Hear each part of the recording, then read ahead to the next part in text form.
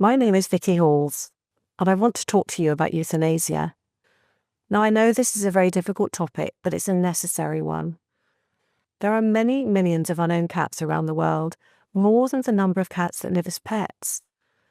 The cat's ability to reproduce, even in very difficult circumstances, means that numbers continue to rise, fueled by an increasing demand for pets, often without considering neutering, and a lack of joined-up thinking on humane population management. All organisations and individuals supporting unowned cats, and there are many, have an ethical responsibility to provide them with good welfare.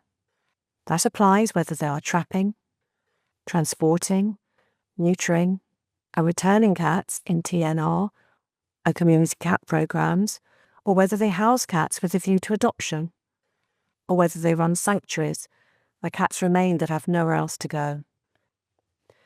In all these places, there will be cats that are silently suffering, both physically and mentally. Many cannot be made better because of lack of veterinary care, funds, expertise, homes, or suitable environments.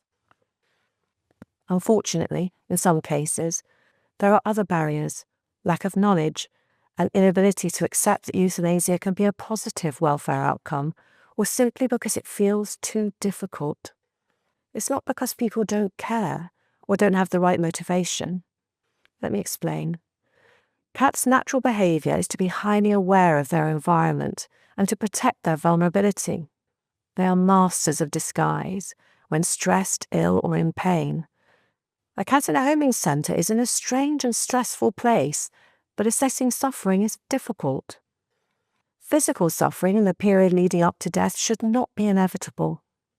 When such suffering cannot be effectively reduced or prevented, humanely ending the life of the animal, euthanasia, must be considered. Probably the easiest end-of-life decision, if there is one based on obvious physical suffering. The mental or emotional aspect of welfare is an additional dimension that must not be ignored simply because it's difficult to assess, or because acknowledging its presence means that tough decisions need to be made. In human medicine, the assessment of welfare incorporates negative feelings including fear, anxiety, sadness, and depression, as well as the patient's ability to cope. Consideration of these feelings, as far as we can understand them, is now also included in the assessment of animal welfare, and needs to be based on knowledge of the biology of the species, and in particular, the methods used by animals to try to cope with difficulties. We need to recognise the signs that indicate cats are coping or not coping. In simple terms, for quality of life to be good, individual cats must be able to control their interactions with their surroundings and express their natural behaviours, and this can be very difficult in a cage or pen. It comes back to understanding what cats need, and how those needs change according to the spectrum of lifestyle that exists in the species, from feral cat to pet. Not all cats are suitable to be or would enjoy being pets. It wouldn't be the right thing for many to be forced into pet homes or exposed to the constant presence of people because we, as humans, think we know best. It's not right for cats, incapable of living comfortably as pets, to be kept in cages. We should look for solutions that meet their needs instead.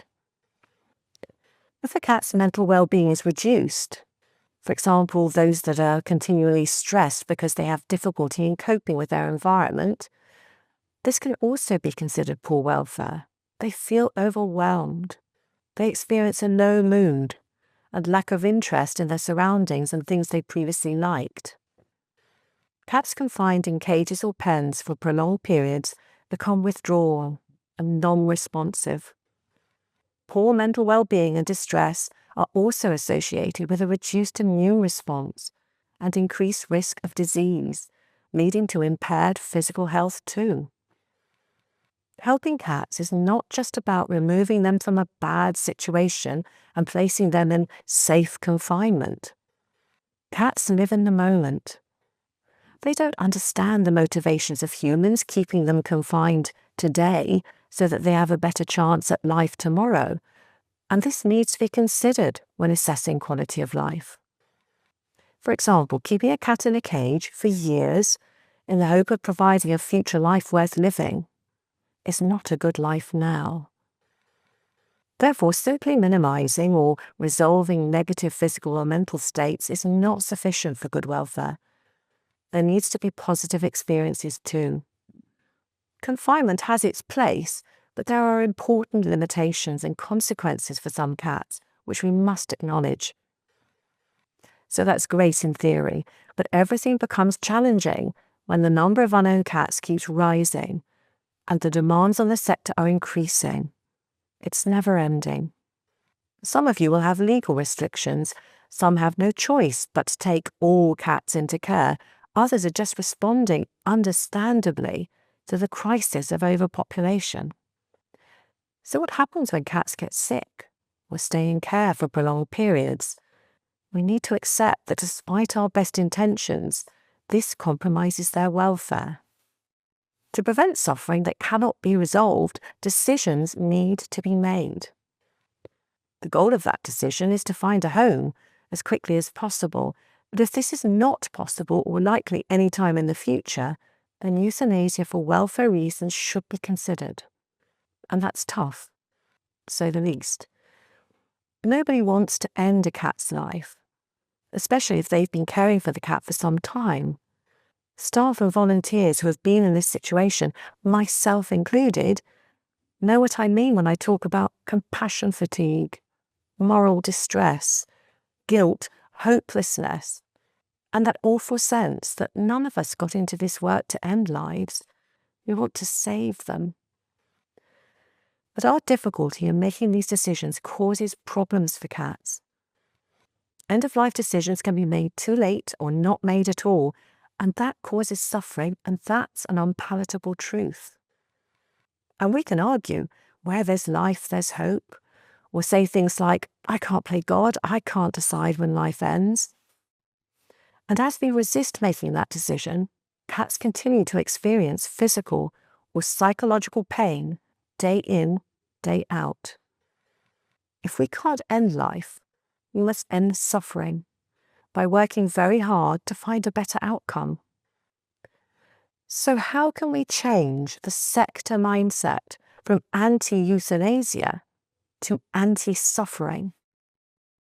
I'm going to attempt to answer two questions. Firstly, how can we make this easier for people and better for cats? And secondly, how can we avoid the need for such decisions to be made in the first place?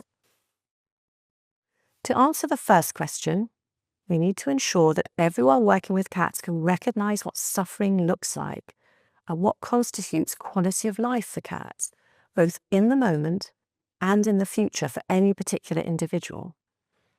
We need to acknowledge the range of both positive and negative experiences that a cat may have while in care. And to do that, we need to immerse ourselves in what matters to cats and how they experience the world. It's very different to my or your perspective. And once we can assess this, and we judge the cat's quality of life as one worth avoiding or worse, then we act and do something to fix it. Can we find ways to reduce end-of-life decisions by improving quality of life? Yes, we can. We need to find homes for cats as quickly as possible. We have to be proactive. We need to recognise that we can only do so much. We can't save all the cats. We can limit intake to avoid overcrowding, which reduces the incidence of distress and susceptibility to disease. We can enhance the environment from a cat's perspective, ensuring that every cat has somewhere to hide. And we can remove barriers to adoption. These are just a few of the many things we can do to improve quality of life and reduce the need to make end-of-life decisions. The answer to the second question is even more empowering. How can we avoid the need for such decisions to be made in the first place? We need to start working differently. We need to recognise the value of learning. None of us were born with an innate understanding of the cat. There's no shame and saying that all of us can provide better care by seeking out new knowledge. International Cat Care's cat-friendly homing model can provide you with a framework to work with. Cat-friendly homing has the tools to help you transition to a new way of working that puts cats front and centre. Wherever you are in the world, whatever your challenges or resources, you can embed at least some of the elements in your working day, and prolonged cat suffering can be prevented, so end-of-life decisions will rarely need to be made. In easy sections, cat-friendly homing training will take you through all the aspects of intake, care and outcome that you need to know to improve the welfare of cats. You will help even more cats, and they will move through your homing centre quickly to the outcome that suits their individual needs. The other really important thing we need to do is understand the significance of the bigger picture. Why are there so many cats? Where are they coming from? We need to actively look at cat population management and how we can stem the flow. We need to start working at root cause level and not just keep firefighting the symptoms.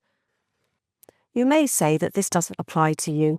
You would never make an end-of-life decision anyway. Cats in your care don't suffer. They're all fine. You may be legally restricted regarding what criteria allows euthanasia.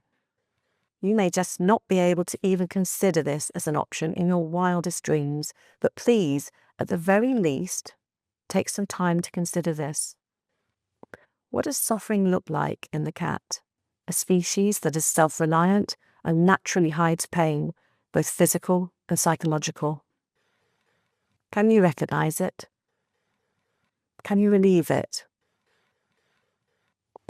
For more information on this topic, read the paper Cat-Friendly End-of-Life Decision-Making, Euthanasia, How to Avoid It, and When to Use It to Support Cat Welfare.